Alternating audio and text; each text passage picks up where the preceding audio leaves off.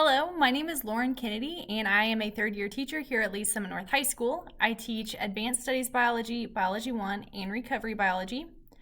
Because I'm new to Lee's Summit North High School, that means that I am also new to Lee's Summit. I have lived in Lee's Summit for 3 years, and I am originally from a super small town in southwest Missouri. About 1,300 people was my hometown. So I've had to adjust to a new city, more people, more traffic. But the one thing I have not had to adjust was my ability to teach and build relationships with students. I have had so much fun in the past building relationships with students and seeing their curiosity, seeing the light bulb come on. And it has been such a joy to teach students, and I am so incredibly excited to start this school year. A little bit about this class and what to expect. We do go over 8 units. So when we finish the 8th unit, we will have an EOC, which is an end of course exam. Students will test over units 1 through 8, and that is what will be over the EOC. It's a comprehensive exam. We'll take about a week at the end of the unit the end of the units to go over and review units 1 through 8 so that they feel entirely prepared for that test. Some things that they'll need to know coming into class is some rules and expectations.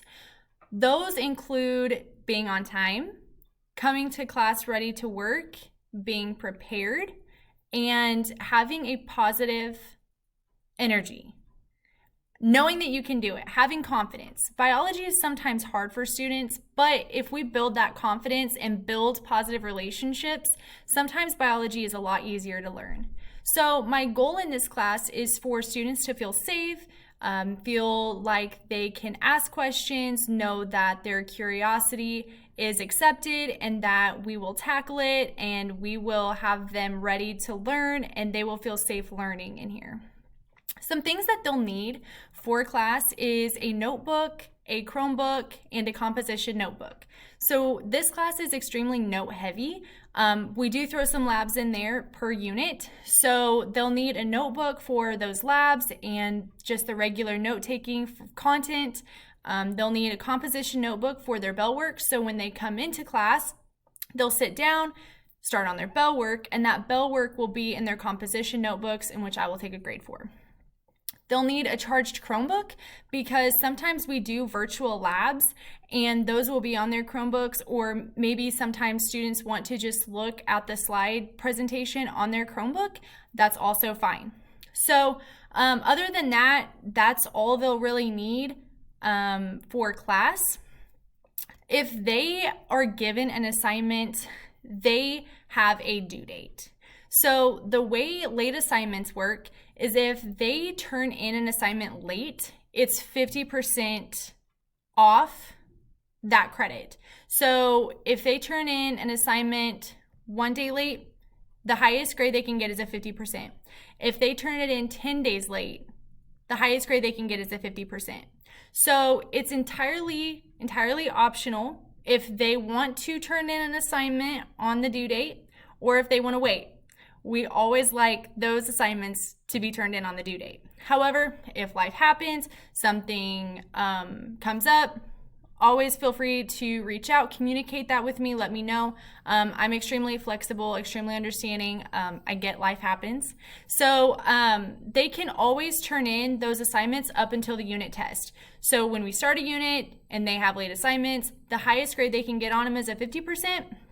But I encourage them to turn in those assignments on the due dates.